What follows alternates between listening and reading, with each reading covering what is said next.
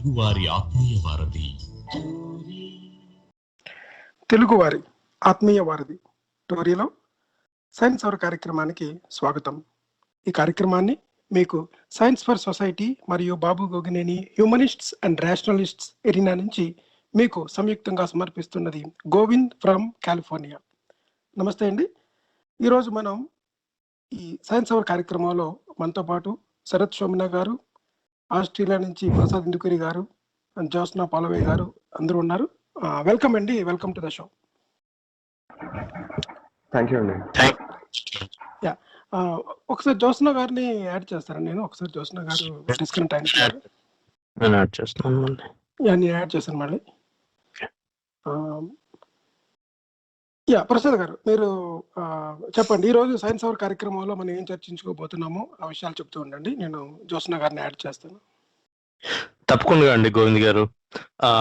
మనము మొన్న రీసెంట్ గా జనవరి 26న ప్రతి సంవత్సరం లాగే రిపబ్లిక్ డేని సెలబ్రేట్ చేసుకున్నాం. దేశమంతటా కూడా గణతంత్ర ఉత్సవాలు, గణతంత్ర దినోత్సవం సందర్భంగా చేసుకోవటం అన్నది మనకి స్వతంత్రం వచ్చిన తర్వాత 2.5 సంవత్సరాల నుంచి కూడా మన దేశంలో జరుగుతూ ఉంది. అంటే గవర్నమెంట్ వైపు నుంచి జరుగుతున్న ఐ థింక్ రెండవ పెద్ద ఒక రకమైన సెలబ్రేషన్ కింద మనం చెప్పుకోవచ్చు. అంటే ఆగస్టు 15 ఇండిపెండెన్స్ డే కాకుండా ఈ పెరేడ్స్ కానీ, కల్చరల్ పెరేడ్స్ కానీ, అలాగే మన ఆర్మ్డ్ ఫోర్సెస్ త్రివిధ దళాలు మొత్తం army, navy and air force అందరూ కూడా వాళ్ళ దగ్గర ఉండే డిసిప్లిన్ కానీ, పేట్రియాటిజం కానీ, అలాగే display of certain military achievements అవి కూడా చూపించడంతో పాటుగా అన్ని రాష్ట్రాల నుంచి కూడా ఒక్కొక్క రాష్ట్రం ఒక్కొక్క పర్టికులర్ ఒక ఈవెంట్ని కానీ, ఒక ఇన్నోవేషన్ కానీ, వాళ్ళకి సంబంధించిన కల్చరల్ ఆస్పెక్ట్ని కానీ దేన్నన్నా ఒక దాన్ని ప్రదర్శిస్తూ మనకి ఢిల్లీలో జరిగే ఈ రిపబ్లిక్ డే పీరియడ్లో దేశమంతా కూడా చూడటం అన్నది మనం చూస్తూ ఉంటాం. మనం చిన్నప్పటి నుంచి చూసుకున్నా కానీ మనకి స్కూళ్ళలో ఆ రోజు స్కూల్ సెలవు అయితే కనుక ఇంటికి వెళ్ళిన తర్వాత మనం ఆ పీరియడ్స్ చూసి అందరం కూడా చాలా హ్యాపీగా ఫీల్ అవ్వటం అన్నది మనం చూస్తూ ఉంటాం. సో ఇది ఎందుకు అన్నది అందరికీ తెలుసు, మనకి ఎందుకు వచ్చింది, ఎప్పటి నుంచి స్టార్ట్ అయింది ఏంటి అన్నది. ఇక్కడ ఇంకొక విషయం ఏంటంటే మనం చూసుకుంటే కనుక ఈ గణతంత్ర దినోత్సవం రోజున, అంటే మన రిపబ్లిక్ డే రోజున మనకి ఈ మనం రాసుకుని అంబేద్కర్ గారి డైరెక్షన్ లో రచింపబడిన, అంటే ప్రపంచంలో ఉండే చాలా కాన్స్టిట్యూషన్స్ అన్ని స్టడీ చేసి మనకి స్వతంత్రం వచ్చే టైంలో అన్నిటిలోని ఉన్న మంచి మంచి విషయాలు, మన ఇండియన్ సినారియోకి తగ్గట్టుగా ఏది మంచిది అన్నది అన్ని తీసుకొని వాటిని రచించి వాటిని జాతికి అంకితం చేసిన రోజుగా కూడా మనం చెప్పుకుంటే కనుక ఇందులో మెయిన్ అంటే మనం ఈరోజు డిస్కస్ చేసుకునేది మనము ఈ ఆర్టికల్ 51AH లో ఏం చెప్పుకున్నాము అన్నది. అంటే మనము ఆర్టికల్ 51AH లో ఏం చెప్పుకున్నాము, what is needed is the scientific approach. అంటే మనకి ఈ స్పిరిట్ ఆఫ్ ఎంక్వైరీని, అంటే ప్రమోషన్ ఆఫ్ హ్యూమనిజంని, వీటిని ఉండాలి అని చెప్పుకున్నాం. అంటే it shall be the duty of every citizen of India to develop scientific temper, humanism and the spirit of enquiry and reform అని రాసుకున్నాం. అంటే దాని అర్థం ఏంటి, శాస్త్రీయమైనటువంటి దృక్పథాన్ని, మానవవాదాన్ని, అలాగే స్పిరిట్ ఆఫ్ ఎంక్వైరీ అండ్ రిఫార్మ్ని, వీటిల్ని ప్రమోట్ చేస్తూ అందరూ కూడా ఆకలింపు చేసుకుంటూ ముందుకు వెళ్ళాలి. ఇది ప్రతి ఒక్క సిటిజన్ యొక్క డ్యూటీ అని చెప్పుకుని స్టార్ట్ చేసామన్నమాట అండి. సో ఈ రోజు మనము అసలు దాని బ్యాక్గ్రౌండ్ ఏంటి, ఈ సైంటిఫిక్ టెంపర్ అన్న దాన్ని ఎవరు ఎప్పుడు మొట్టమొదటిగా కాయిన్ చేశారు, లేదంటే యూజ్ చేశారు, దీని హిస్టరీ ఏంటి అని చూసుకున్న తర్వాత మనము ఎంతవరకు ఈ మనం రాసుకున్న రాజ్యాంగంలో, మనకి మనం అంకితం చేసుకున్న రాజ్యాంగంలో ఈ సైంటిఫిక్ టెంపర్ అన్నదానికి అనుగుణంగా అలైన్ అవుతూ ఎలా ప్రయాణం చేస్తున్నామా లేదా, దానివల్ల మనము ఏమి గెయిన్ చేసుకున్నాము, ఏమి పోగొట్టుకున్నాము, లేదంటే ఇంకా ఎక్కడ ఉండేవాళ్ళము, ఎలా ఉండాలి, ఇందులో ఎవరెవరి బాధ్యతలు గవర్నమెంట్ వైపు నుంచి కానీ, ఎన్జిఓస్ నుంచి కానీ, ఇండివిజువల్స్ నుంచి కానీ కూడా ఎలాంటి బాధ్యతలు మనకి ఉన్నాయి, మన హక్కులతో పాటు మనకి ఎలాంటి బాధ్యతలు మన నుంచి ఎక్స్పెక్ట్ చేస్తుంది ఈ దేశం, ఈ రాజ్యాంగం అన్నది కూడా డిస్కస్ చేసుకుందామండి. థ్యాంక్ యూ అండి ప్రసాద్ గారు, చాలా డీటెయిల్గా చెప్పారు. దాంట్లో మనకి ముఖ్యంగా 3 చాలా ఇంపార్టెంట్ థింగ్స్ ఏంటంటే ఆర్టికల్ 51H, దాంట్లో మనకి ముఖ్యంగా చెప్పుకోవాల్సింది ఏంటంటే 3 విషయాల మటుకి మీరు చెప్పారు. ఒకటి ఏంటంటే మనం సైంటిఫిక్ టెంపర్మెంట్ ఉండాలి, తర్వాత ఏమో హ్యూమనిజం ఉండాలి, and spirit of enquiry. And చాలా ఇంపార్టెంట్ థింగ్ ఏంటంటే రిఫార్మ్. అసలు రిఫార్మ్ అంటే ఏంటి? ఆ రిఫార్మ్ అనేది ఏంటంటే చాలా మంది సైంటిఫిక్ దృక్పథం అంటే ఏ నాస్తికత్వమో, లేకపోతే హేతువాదులో, లేకపోతే వీళ్ళు ప్రతి దానికి వాదిస్తారండి, వీళ్ళ వాదన వాళ్ళదండి, వీళ్ళకి సబ్జెక్ట్ సరిగ్గా తెలియదని, ఒకవేళ ఏదైనా మతం ఉంటే మతం లోతుల్లోకి వెళ్ళడం లేదని, లేకపోతే కొన్ని ఓల్డ్ స్క్రిప్చర్స్ అంటే వేదాలు కానీ, లేకపోతే ఉపనిషత్తులు కానీ అవేమీ చదవడం లేదని, లేకపోతే మన గురువులు ఏం చెప్పారని, గురు పరంపర అని కానీ, లేకపోతే హిమాలయాల్లో కొంతమంది ఋషులు ఉంటారు, లేకపోతే కొంతమంది సత్పురుషులు ఉంటారు, కొంతమంది అవధూతులు ఉంటారు, వాళ్ళందరికీ శక్తులు ఉంటాయని, ఇవన్నీ నమ్మడం అన్నది ఈ ఆర్టికల్ 51A టోటల్గా అగనిస్ట్ అనమాట. అంటే ఒక మతంలో కావాల్సిన రిఫార్మ్ ఏంటి అన్నది చాలా ముఖ్యం. తర్వాత ఎంక్వైరీ ఏంటి, అసలు స్పిరిట్ ఆఫ్ ఎంక్వైరీ అంటే అసలు ఏ ప్రశ్న అడగాలి, ఎలాగ మనకి ఏదైనా ఒక దాన్ని అధ్యయనం చేయాలి, ఎలా అన్వేషించాలి అన్నవన్నీ చెప్తుంటుంది. తర్వాత హ్యూమనిజం అనేది, హ్యూమనిజం అనేది ఏంటంటే మొత్తం ఈ మతాలన్నింటికీ కూడా, మతాలను పక్కన పెట్టి మొట్టమొదటిసారిగా మనం చూడాల్సిన హ్యూమనిజం అన్నమాట. అందరూ చెప్తుంటారు ఏ మతంలోనైనా మనమంతా ఒకే కులం అండి, మానవ కులం అంటారు. అది ఏంటంటే అలా అన్న తర్వాత కూడా అంటే అలాగని ఏ మతంలోకి ఆ మతంలోనే అన్ని ఉన్నాయండి, అన్ని అందరూ చేయట్లేదు, ఎవరు తీసుకోవట్లేదండి. ఒక చోటేమో మతం మారుస్తున్నారు అంటే మీ దాంట్లో మీరు దశమ భాగాలు తీసుకోవట్లేదా అని ఒకళ్ళు, మీ దాంట్లో మీరు గుడుల్లోని దక్షిణ వేయట్లేదా, హుండీలు ఎందుకని ఒకళ్ళు. సో ఒక మతాలను ఒకళ్ళు విమర్శించుకోవడం, దాంట్లోనే ఈ ఈ ఆర్టికల్ 51A అన్నదాని అసలు సైంటిఫిక్ టెంపర్మెంట్ అనేది ఎక్కడ ఉంది? ఏ మత గ్రంథాన్ని ఓపెన్ చేసినా సరే ఎవరికి వాళ్లే సృష్టి క్రమాన్ని చెప్పడానికి ఆ మతమే ప్రారంభిస్తుంది అనమాట. ఖురాన్లో చూసుకుంటే ఒకలాగా, బైబిల్లో అయితే ఒకలాగా, అలాగే హిందూ మతంలో అయితే ఒకలాగా, ప్రతి చోట కూడా ఎవరికి వాళ్లే ఈ భూమిని కానీ, సూర్యుడిని కానీ, నక్షత్రాలను కానీ క్రియేట్ చేసినట్లుంటాయి. ఇంత గందరగోళంలోని ఏది సరైన మార్గము అంటే ఎవరికి వాళ్ళు ఏదైనా చేస్తే కానీ తెలియదు కదండి అంటే అవసరం లేదు. ప్రతిదీ చేయకుండానే చెప్పగలిగేదే సైంటిఫిక్ ఎంక్వైరీ టెంపర్మెంట్ అనమాట. శరత్ గారు, మీరు అసలు చెప్పండి, ఈ ఈ రాజ్యాంగం అంటే మన గణతంత్ర దినోత్సవం జరుపుకున్న సందర్భంగా అసలు రాజ్యాంగంలో ఉన్న దాన్ని మనం ఎంతవరకు పాటిస్తున్నాము, అసలు ఎంతవరకు మనకు అప్లై అవుతుంది, దాన్ని పూర్తిగా అమలు చేయాలి లేదా దాన్ని మనం అవగాహన చేసుకోవాలి అంటే ఎటువంటి ఎడ్యుకేషన్ అవసరం, దాన్ని మీరు ఏ విధంగా చూస్తారు? సో ముందు మనం కాంటెక్స్ట్ చూస్తే అండి, 1947కి భారతదేశంలో మొదటి అంశం ఏంటంటే మనకి బ్రిటిష్ పాలన వల్ల అంటే ఈ కాలనిజం వల్ల దాదాపు ఒక 200 సంవత్సరాల ఇండస్ట్రియల్ రెవల్యూషన్ అనేది జరగల. సో యూరోప్లో జరిగింది అది, అలాగే జపాన్లో కొన్నాళ్ళ తర్వాత జరిగింది, మేజీ ఎంపరర్ టైంలో జరిగింది, అది కాలనీ కాకపోయినా. కానీ భారతదేశంలో ఏంటంటే మొఘల్ సామ్రాజ్యం టైంలో ఈ ఆర్టిసన్షిప్ అంటే ఈ చేతి వృత్తులు అవి బ్యాక్గ్రౌండ్ నాయిస్ వస్తుంది, ఇప్పుడు పోయింది. నా సైడ్ నుంచి వస్తుందా? మీ సైడ్ నుంచి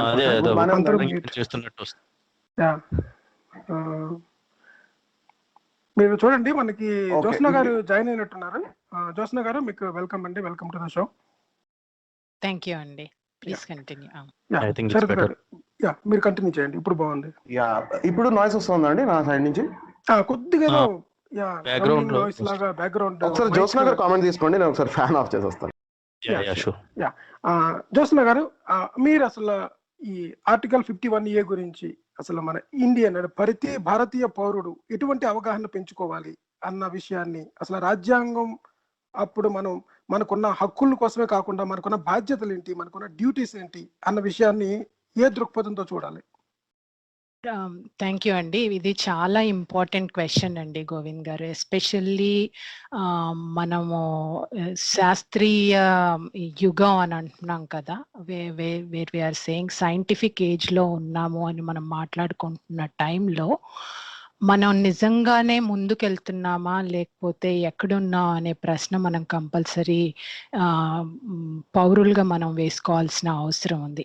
ఇప్పుడు మీరు ఇందాక అన్నారు రాజ్యాంగంలో ఆర్టికల్ 51 ఏమని చెప్తోంది మనకి, ప్రతి పౌరుడు శాస్త్రీయ దృక్పథాన్ని అలాగే వైజ్ఞానిక విషయ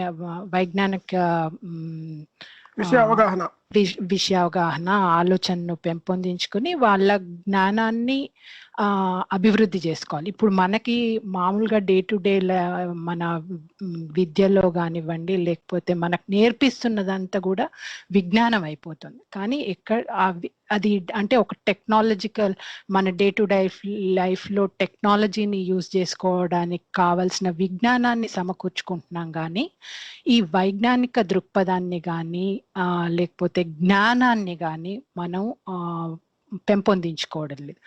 కానీ అంటే ఒక విధంగా మనకి అకాడమిక్ సిలబస్ లాగా తయారైందే తప్ప దాని జిస్ట్ ఆఫ్ ద ఆర్టికల్ అంటారు చూసారా, అసలు దానిని మన నిజ జీవితంలో ఎలా అలవర్చుకోవాలి, మన అలవాట్లు ఎలా మార్చుకోవాలి అన్న విషయం అయితే మన ఎవరికి బాధపడడం లేదు. అవునండి.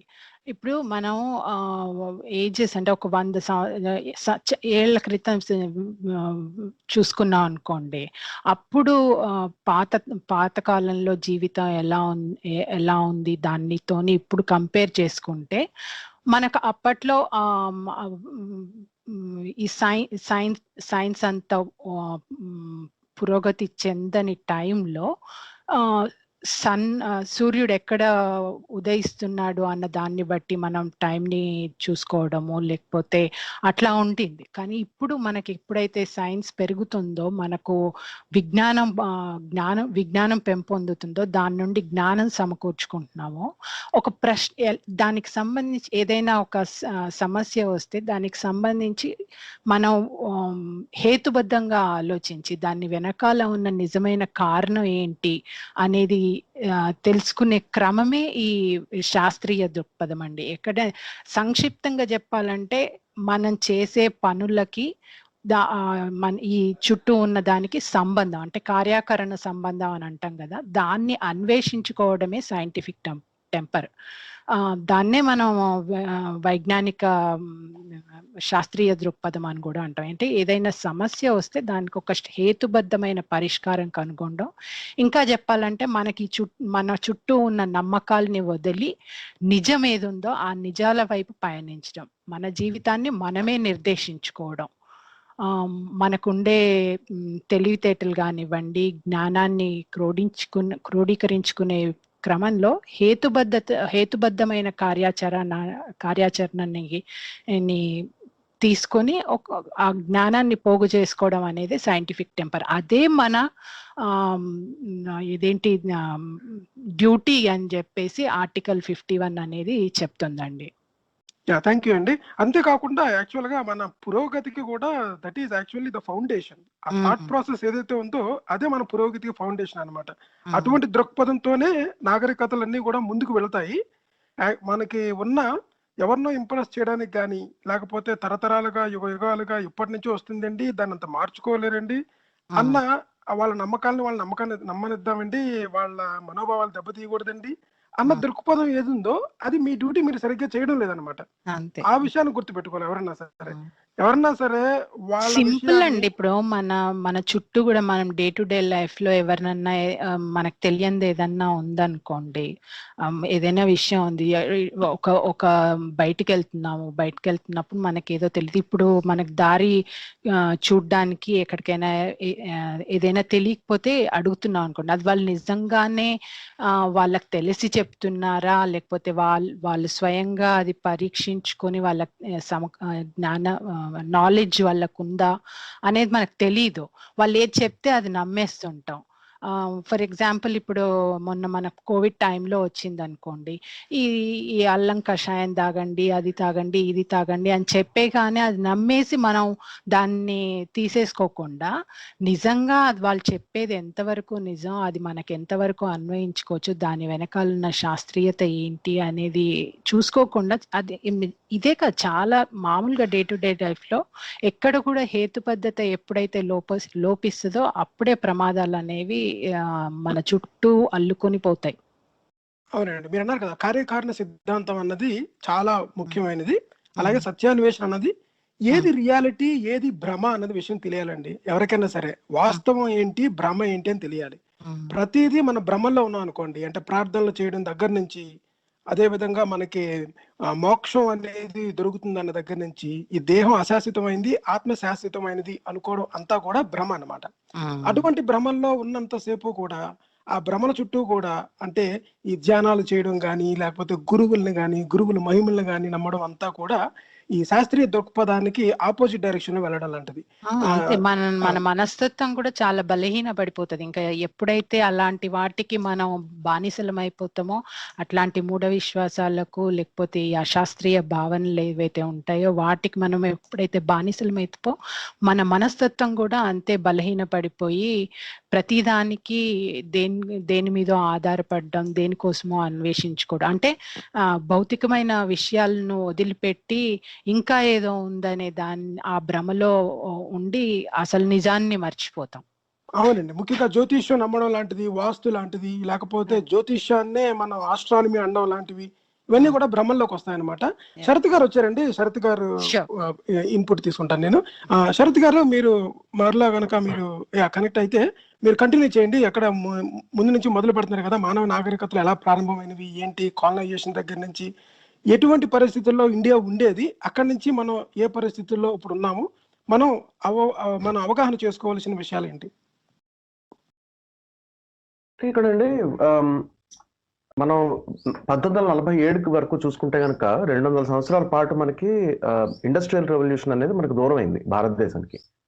సో ఇండస్ట్రియల్ రెవల్యూషన్ అంటే ఏంటంటే అప్పటి వరకు ప్రతి మచ్ అండి, అంటే ఇండస్ట్రియల్ రెవల్యూషన్ అనేది మనకి అప్పటికి డెవలప్ అవుతున్న సైన్స్ అనేది, అంటే సైంటిఫిక్ బాడీ ఆఫ్ నాలెడ్జ్ ఏదైతే గెలీలియో కానీ ఇలాంటి వాళ్ళు స్టార్ట్ చేశారు, experimental way of understanding things అనే ఒక ఐడియా అనేది, అది టెక్నాలజీగా మొట్టమొదటిగా, అంటే దాని బేస్డ్ టెక్నాలజీగా మనకి మారి ప్రొడక్షన్ పెంచడం, లేకపోతే మనుషుల సమస్యలను తీర్చే విధంగా, అంటే మన మనుషుల సవాళ్ళని దాన్ని శోధించే విధంగా తయారయ్యే ఒక టెక్నాలజీగా రూపాంతరం చెందుకున్నది. సో ఆ సమయంలో వచ్చింది industrial revolution. So industrial revolution Europe లో రావడం కానీ ఎక్కడొచ్చినా సరే అక్కడ సమాజం కూడా మారింది. ఎందుకంటే ఎప్పుడైతే టెక్నాలజీ వీళ్ళు ఇండస్ట్రియల్ రెవల్యూషన్ మొదలైన తర్వాత వాల్యూ సిస్టమ్స్ కూడా మారుతూ వచ్చాయి సొసైటీలో. And that's a very natural progression. అది చాలా సహజంగా జరిగేది. టెక్నాలజీ మారుతున్న కొద్దీ మనం ఏది మంచి ఏది కరెక్ట్, ఇది చేయడం కరెక్టా ఇది చేయడం కాదా అన్న ఒక టైప్ ఆఫ్ ఎథికల్ క్వశ్చన్ అనేది కూడా ఖచ్చితంగా దాంతో పాటు బయలుదేరుతుంటుంది. అంటే అది టెక్నాలజీ వాడాలో వద్దా, టెక్నాలజీ వినాశనానికి దారితీస్తుందన్న ప్రశ్నలు కావు నేను చెప్తున్నవి. నేను చెప్తుంది అంటే వాడుతున్న నేపథ్యంలో మనం మన గురించి, ప్రపంచాన్ని గురించి ఇంకొత్త విషయాలు, అంటే సమాజం గురించి కొత్త విషయాలు మనం డిస్కవర్ చేస్తాం in that process of using technology to do our task. So ఈ క్రమంలో ఏంటంటే సమాజాలు మారుతూ వచ్చాయి. ఇప్పుడు ఆడవారి సాధికారిక హక్కులు, విమెన్ ఎంపవర్మెంట్ కానీ, ఫెమినిజం కానీ, లేబర్ రైట్స్ కానీ, అంటే సమాజం అనేది మోర్ అండ్ మోర్ ఈక్వాలిటీ, ఎగలిటేరియనిజం, అంటే సమాజం అనేది అందరికీ సమాజమే అన్న ఒక సమానత్వం అన్న ఒక దృక్పథంలోకి బయలుదేరింది నిజానికి టెక్నాలజీ ఈ ఇండస్ట్రియల్ రెవల్యూషన్ మొదలైన తర్వాత. కాబట్టి ఏంటంటే భారతదేశంలో ఇండస్ట్రియల్ రెవల్యూషన్ జరగలేదు కాబట్టి బై అండ్ లార్జ్ అడపదడప ఏవైతే ఉన్నాయో అవి ఏదో బాంబులు తయారు చేయడానికి డిఫెన్స్ వాటికి వాడుకున్నారు, అంటే అక్కడ ఉన్న రాజులు. ఏంటి, ఈస్ట్ ఇండియా కంపెనీ వచ్చిన తర్వాత. అంతేకాని లార్జ్ స్కేల్ ఇండస్ట్రియలైజేషన్ అనేది ఇండియాలో జరగలే, మొదటి అంశం. రెండోది ఏంటంటే మనకి ఈ సైంటిఫిక్ నాలెడ్జ్ అనేది, అంటే ఈ టైప్ ఆఫ్ స్కూలింగ్ అనేది కానీ, ఎడ్యుకేషన్ అనేది కానీ లేదు. మనకున్న ఎడ్యుకేషన్ వల్ల అప్పటి వరకు బై అండ్ లార్జ్ ఈ వేద మంత్రాలు చదువుకోవడం, యజ్ఞాలు చేయడం, యాగాలు చేయడం, ఈ తరహా దీన్నే ఇది, లేకపోతే తాత్వికత నేర్చుకోవడం, అంటే ఉపనిషత్తులు లేకపోతే అట్లాంటివి చదువుకోవడం, లేకపోతే తాత్విక విద్య అని అనుకున్నాం అప్పటి వరకు. అంటే అవే చాలా మనీ అయింది. కానీ తాత్విక విద్య అనేది ఈ రోజుకి అది విద్య కాదు, అప్పటికే అది విద్య కాదు. సైంటిఫిక్ ఎడ్యుకేషన్ వేరు, ఫిలాసఫీ మాట్లాడుకోవడం వేరు. కాబట్టి సో ఒక కాంక్రీట్ గా అంటే ఒక సైంటిఫిక్ యాటిట్యూడ్ డెవలప్ చేసే తరహా ఎడ్యుకేషన్ లేదు. అండ్ ఉన్న సామాజిక పరిస్థితులు, అలాగే ఉన్న సామాజిక సమస్యలు, కుల వివక్ష కానీ, మతపరమైన సమస్యలు కానీ, మూఢనమ్మకాలు, మూఢత్వం కానీ, ఇవన్నీ బై అండ్ లార్జ్ ఉండడం వల్ల ఏంటంటే సాధారణంగా అంతేకాకుండా అప్పటి ప్రధాని నెహ్రూ గారు కూడా ఆయన సైంటిఫిక్ టెంపర్ అంటే విజ్ఞాన దృక్పథం అనేది చాలా ముఖ్యమైనదని చాలా ఆయన ఎక్కువగా రాయడం జరిగింది, చాలా ఆయన దాన్ని పాపులరైజ్ చేయడం జరిగింది. కాబట్టి ఈ రెండు అండ్ యాక్చువల్గా ఈ నేషనల్ ఇంట్రెస్ట్, ఇది జాతీయ అవసరాలను బట్టి కూడా ఈ 51AH అన్నదాన్ని మనం ఇన్సర్ట్ చేయడం జరిగింది. ప్రాథమిక బాధ్యతల్లో, ఫండమెంటల్ డ్యూటీస్లో సైంటిఫిక్ టెంపర్ని, స్పిరిట్ ఆఫ్ ఎంక్వైరీని అంటే ప్రశ్న వేసే తత్వాన్ని, అలాగే సంస్కరణని, స్పిరిట్ ఆఫ్ ఎంక్వైరీ అండ్ రిఫార్మ్ని, హ్యూమనిజం మానవవాదాన్ని, వీటిని వ్యాప్తి చేయించాలి భారత సమాజంలో అనేది fundamental duties of every citizen గా మనం రాజ్యాంగంలో రాసుకోవడం జరిగింది. ఇది మొదటి అంశం, అంటే ఎందుకు పెట్టామన్నది నేపథ్యం.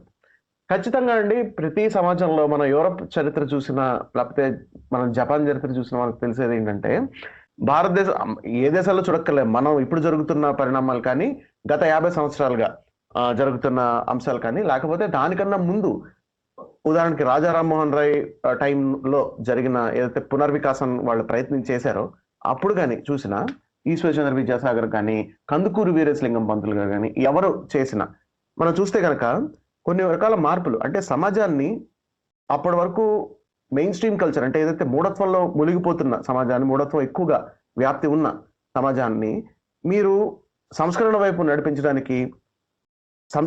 నడిపించాలంటే మొదట చేయాల్సి అజ్ఞానాన్ని పారద్రోళన అంటారు కదా, అంటే అజ్ఞానం లేకుండా చేయడం, అంటే ఇగ్నోరెన్స్ ని ఫైట్ చేసే క్రమంలో, మరి ఇగ్నోరెన్స్ ని ఫైట్ చేయాలంటే కావాల్సింది ఏంటి? సైంటిఫిక్ యాటిట్యూడ్ కావాలి.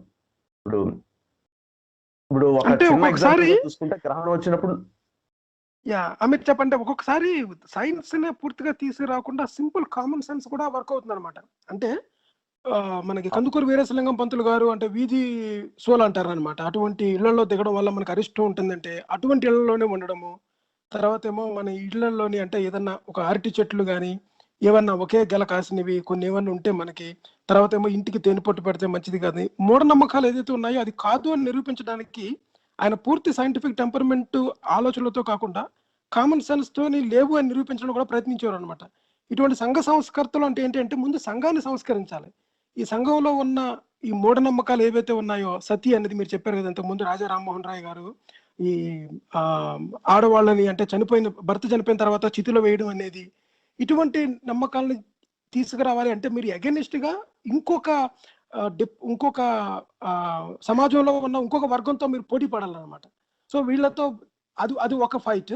రెండోదేమో మీరు అన్నట్టుగా సైంటిఫిక్ టెంపర్మెంట్ గురించి చెప్పండి.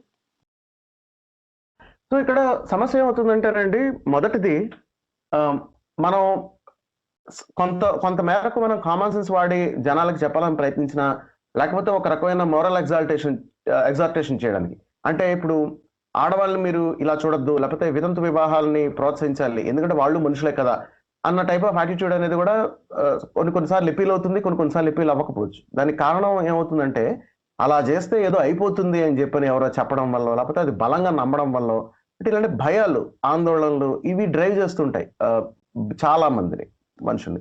ఎస్పెషల్లీ ఏంటంటే అజ్ఞానం బాగా ఎక్కువ, అంటే ఒక పర్టికులర్ అజ్ఞానం అంటే ఏదో మూర్ఖులని కాదు. ఇక్కడ విషయం ఏంటంటే ఇవాళ కూడా ఇది జరుగుతుంది.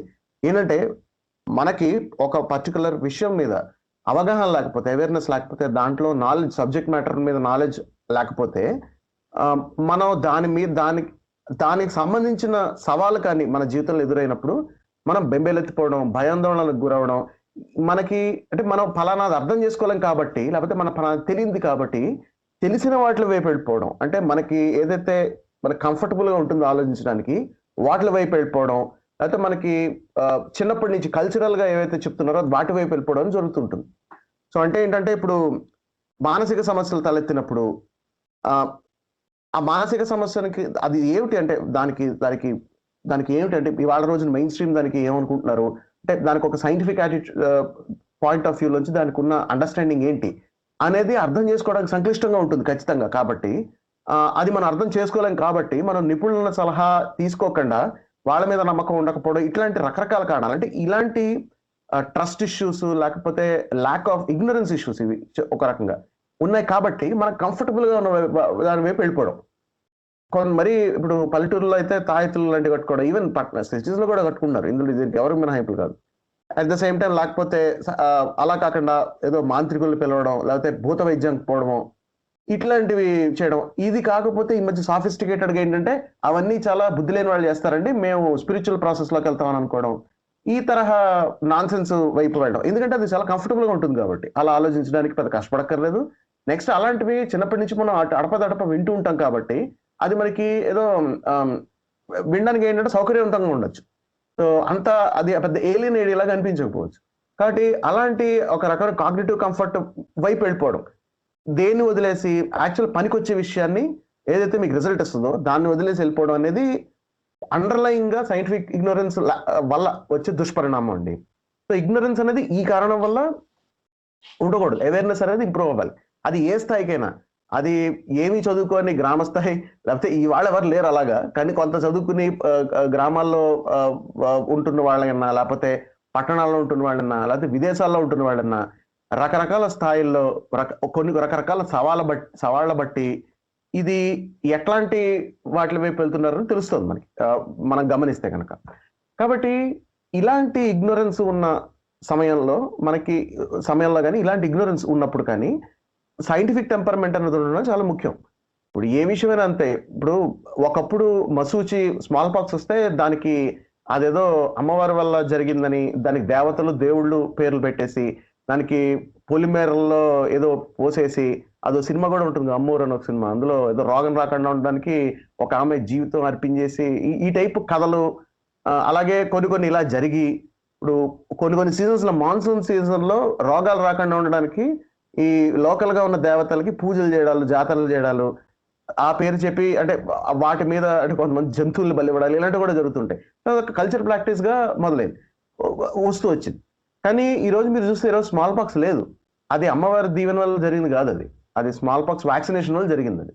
కాబట్టి పనికొచ్చేది ఫలితాలు ఇచ్చేది వేరు. ఇప్పుడు ఫలితాలు ఇచ్చేది ఏంటంటే ఇప్పుడు దాన్ని ఒక వాస్తవిక దృక్పథంలో అర్థం చేసుకుని దాన్ని బట్టి మనం ఒక టెక్నాలజీని తయారు చేయడము, దాన్ని బట్టి దాన్ని సాల్వ్ చేయడం చేస్తే మనకి ఫలితం వస్తుంది.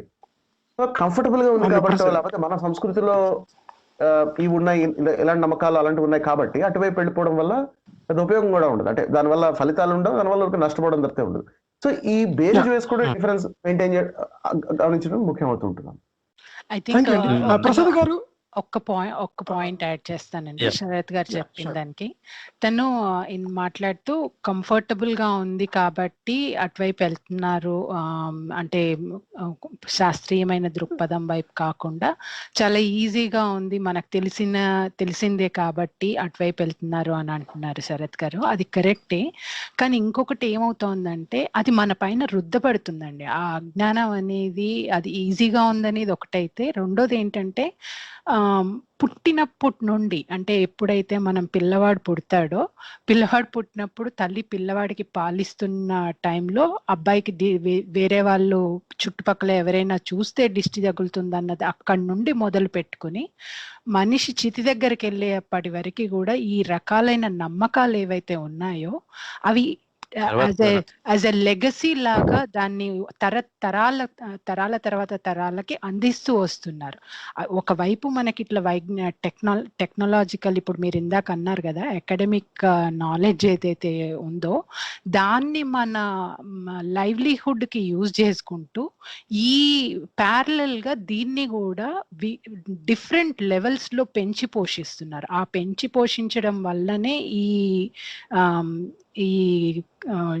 ఏదైతే ఉందో ఇంటర్ఫియరెన్స్ ఆఫ్ ఆ నాలెడ్జ్ దీంతో ఉండేసి ఇటువైపు వెళ్తున్నారని నా అభిప్రాయం. అంటే ఎవ్రీ లెవెల్లో, ఈ ఒక్క దగ్గర అని కాదు, చిన్న పిల్లల దగ్గర నుండి మనం పుట్టినప్పటి నుండి ఈ రకాలైన నమ్మకాలని మన మీద రుద్ది, ఈవెన్ మనము దేశాలు దాటి వేరే దేశాలకు వెళ్ళినా కానీ ఫోన్లలో అటు అమ్మలు తాతయ్యలు ఇవన్నీ నమ్మకాలని అలాగే పెంచి పోషిస్తున్నారు. అది మెయిన్ ఇష్యూ మనకి.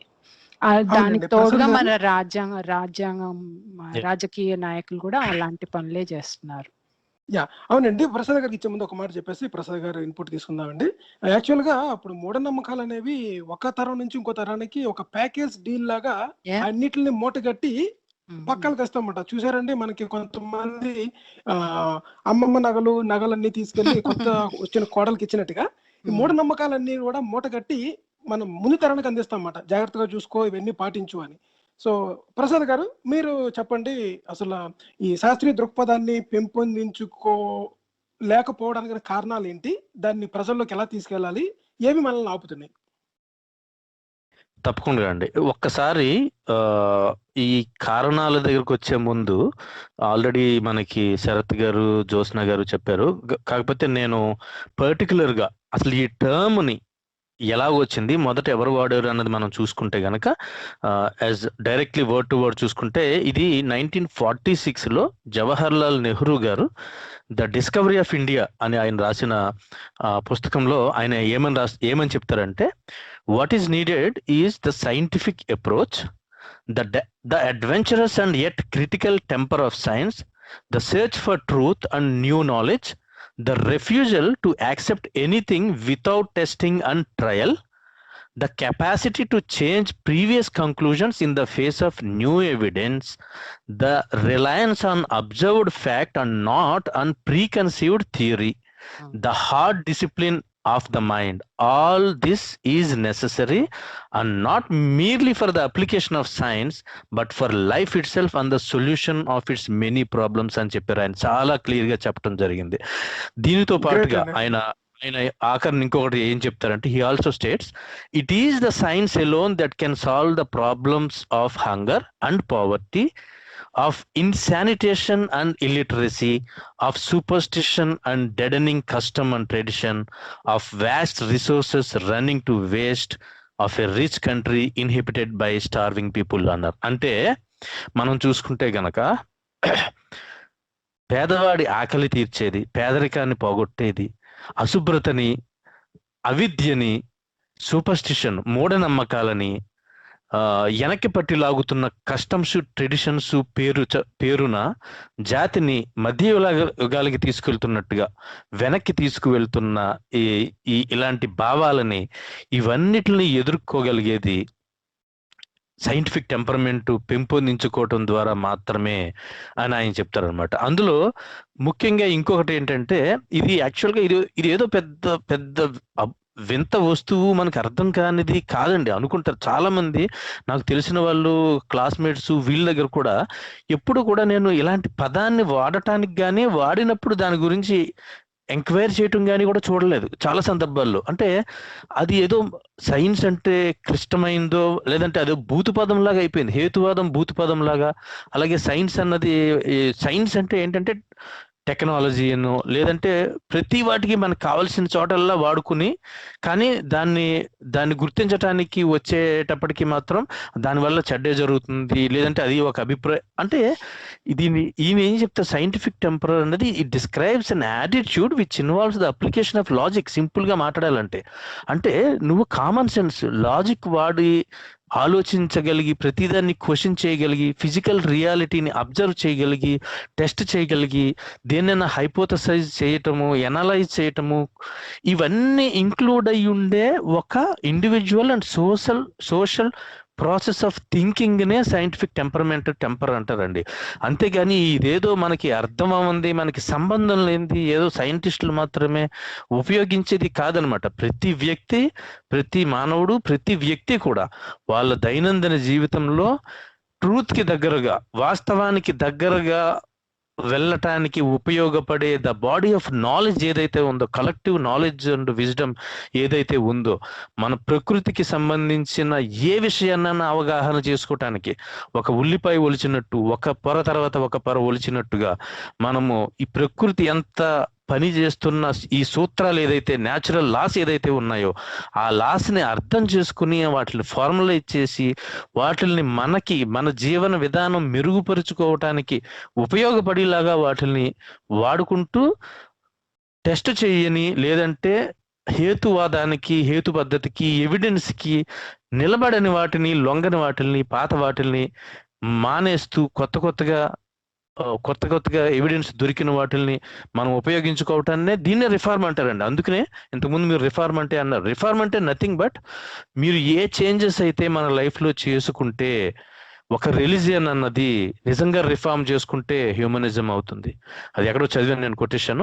Religion which is completely reformed is nothing but is very close to humanism అని. హ్యూమనిజం అంటే ఏమీ లేదు, అంటే అభూత కల్పన, అతీంద్రియ శక్తుల్ని, లేని వాటిల్ని అన్నిటిని ఊహించుకుని వాటికి ఎక్కువ ప్రిఫరెన్స్ ఇచ్చి మన లైఫ్లో కానీ మనం వేరే వాళ్ళని ట్రీట్ చేసే విధానంలో కూడా దాని మీద బేస్ చేసుకోవటం కంటే నీ పక్కన ఉన్న, నువ్వు ఏ సంఘంలో ఉన్నావో ఆ సమాజంలో ఉన్న మనుషులకి విలువివ్వు, ఆ మనుషులకి మానవత్వానికి విలువివ్వు అన్నది. సో దీనికి ఇలాంటి రిఫార్మ్స్ చేసుకున్న మతాలన్నీ కూడా హ్యూమనిజం గా మారుతాయి అన్నమాట. సో అది సోషల్ మనకు ఒక శ్రోత ఒక్క మాట చెప్తానండి ప్రసాద్ గారు. హలో అండి. ఒక్కసారి అండి వినిల్ గారు ఒకసారి లైన్ లో ఉండండి. మీరు చెప్పండి జ్యోత్స్న. ప్రసాద్ గారు చాలా బాగా చెప్పారు. మామూలుగా మనం వీళ్ళు Hinduism is a way of life అని ఏవైనా వేరే గురువుల దగ్గరికి వెళ్తే వాళ్ళు లేదండి ఇదంతా మతం గురించి కాదు, it's a way of life అని అంటుంటారు కదా. ప్రసాద్ గారు చెప్పిన మొత్తం దాన్ని ఒక్క సెంటెన్స్ లో కనుక మనము సమ్మరైజ్ చేయాలంటే scientific temperament is the way of life అంతే. ఇంకా దానికి అవునండి. యాక్చువల్ గా ఒక విషయం తెలుసండి, మీరు అన్నట్టుగా అందరూ బతికేది సైంటిఫిక్ వేగానే బ్రతుకుతారండి. అంటే ఫర్ ఎగ్జాంపుల్ వాట్సాప్ యూజ్ చేస్తారు, లేకపోతే ఐఫోన్లు కానీ, లేకపోతే మనకున్న ఫ్రిడ్జ్లు, ఫ్యాన్లు, టెలివిజన్లు, ఏరోప్లేన్లు, అంటే మన ఫ్లైట్లో వెళ్ళడము, ట్రైన్లో వెళ్ళడము, మనం డే టు డే ఉపయోగించేది అంతా కూడా సైన్స్కి సంబంధించిందే. అది ఉపయోగిస్తూ కూడా స్పిరిచువల్గా మంత్రాలు ఉన్నాయి, ఏదో చెప్పారు, మోక్షం ఉంది, దేహం నువ్వు కాదు, శాశ్వతం కాదు అని ఒక కొత్త భ్రమని ప్రజల్లో కల్పించడం ద్వారా, ఆ ఊహల్లో ఉండడం ద్వారా ఆ స్పిరిచువల్ అంటే ఒక రకమైన ఒక మెలోడియస్ స్లో వాయిస్లోని, అంటే ఏంటి, మేము అరిషడ్ వర్గాల్ని జయించాము కనుక మనం ఏంటంటే ఏదో కంగారుగా దెబ్బలాడినట్టుగా మనం అరుస్తూ ఉంటాం అనమాట. అంటే చెప్పాల్సింది చెప్పలేమని అనే విషయంలోని. కానీ వాళ్ళేమో స్లో వాయిస్, సాఫ్ట్ వాయిస్ వేసుకొని కాదండి ఈ దేహం నువ్వు కాదు, అలాగా జనాల్ని మెస్పరైజింగ్ చేసినట్టుగా మాట్లాడడంలోని వాళ్ళు ఏదో సాధించారన్న భ్రమలో ఉండడం కానీ, లేకపోతే మనకి ఒక అష్టసిద్ధులు అనేవి ఉన్నాయి, ఆ సిద్ధులు అనేవి సైన్స్ పరంగా నిరూపించలేమనేవి. యాక్చువల్గా చేతబడిని కూడా సైన్స్ నిరూపించలేదు. అంత మాత్రాన చేతబడి సైన్స్కి అతీతం అన్నది కాదు. సో ఏ విషయాన్ని ఇప్పుడు చాలా మంది ఏంటంటే భూత వైద్యం ఎక్కడ దొరుకుతుందండి, భూత వైద్యం అనేది నిజంగా ఉందా, ఆ ఇన్స్టిట్యూట్లు ఎక్కడున్నాయో మాకు చెప్పండి అంటే, భూత వైద్యం అన్నది అసలు అటువంటి వాటిని కూడా అకాడమిక్ సిలబస్గా పెట్టే అటువంటి కంట్రీలోని మనం ఆర్టికల్ 51AH అన్నదాన్ని ఎలా ఇంప్లిమెంట్ చేయాలి అని చెప్తున్నారు. ఆ స్థితిలో ఇంకా మనం ఉన్నామంటే చాలా సిగ్గుపడాల్సిన విషయం. వినిల్ గారు మీరు చెప్పండి. వినిల్ గారు మీరున్నారా లైన్లోని? వినిల్ గారు నాకు కనిపిస్తున్నారు లైన్లో. మరి అదేనండి గోవింద్ గారు మీరు ఇందాక వినిల్ గారు చెప్పండి. యాక్చువల్ గా మీరు శ్రీహరికోటలో శాటిలైట్ తీసుకెళ్లి వెంకటేశ్వర స్వామి సన్నిధిలో పెట్టారండి. అతను అసలు నిజంగా ఏమనుకుంటున్నాడు నాకు అర్థం కాదు. ఎవడైతే ఏమైంది మనకి, సైంటిస్ట్ అయితే ఏమైంది, ఎవడైతే ఏమైంది మనకి, అంత గొప్ప సైంటిస్ట్ అన్నా మనకి ప్రపంచానికి ప్రజలకి చూపించేటువంటి ఒక మూఢనమ్మకాన్ని, రాకెట్ కంటే సైన్స్ కంటే కూడా మూఢనమ్మకాన్ని హైలో చూపిస్తున్నటువంటి ఆ సైంటిస్టు మనకు ఉంటే ఏమి, ఊడిపోతే ఏమి. అతను నేను అనుకోవడం ఈ భారతదేశంలో ఈ మూఢనమ్మకం అనేది పెద్ద వ్యాపారం అండి.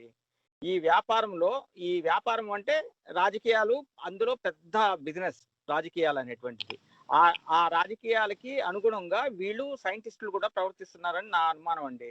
ప్లస్ ఇంకొకటి ఏంటంటే, ఈ వృద్ధ, ప్రౌఢ, కన్య వీళ్ళందరూ ఇంకొక 40-50 ఏళ్ళలో వెళ్ళిపోతారు, అందరూ తబా అయిపోతారు.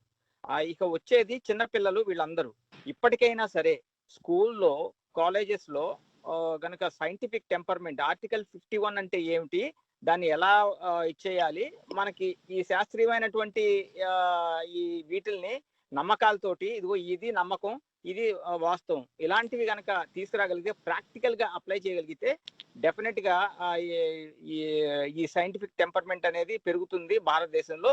ప్లస్ అదే కాకుండా ఈ నిరుద్యోగ యువత, ఈ ఆకలితోటి, ఈ దారిద్ర్యంలో కొట్టుమిట్టాడుతున్నటువంటి వీళ్ళందరూ కూడా ఈ ఈ తప్పనిసరిగా మొక్కుకోవాల్సి వస్తుంది, తప్పనిసరిగా నమ్ముకోవాల్సి వస్తుంది. ఎందుకంటే వాళ్ళ చేతుల్లో లేదు ఏమి. ఒక జబ్బు వస్తే హాస్పిటల్కి వెళ్ళాలంటే దేవుడే ముందు కనపడుతున్నాడు. హాస్పిటల్లో కూడా దేవుడే కనిపిస్తున్నాడు కదండి. ఏదైనా సమస్య వచ్చినా ఇప్పుడు ఇద్దరికి పొట్లాడైందండి, ఒకటికి న్యాయం అనిపిస్తుంది, ఒకటికి అన్యాయం అనిపిస్తుంది. అన్యాయమైనోడు మేనేజ్ చేసేసుకుంటున్నాడు డబ్బులు ఇచ్చి, న్యాయం ఉన్నాడు వాడికి దేవుడే కనిపిస్తున్నాడు. నా దేవుడా నాకు న్యాయం చేయి, దేవుడా నాకు న్యాయం చేయి అంటున్నాడు. అంటే అక్కడ న్యాయం చేయాల్సింది పోలీసులు, నాకు న్యాయం చేయాల్సింది రాజ్యాంగం.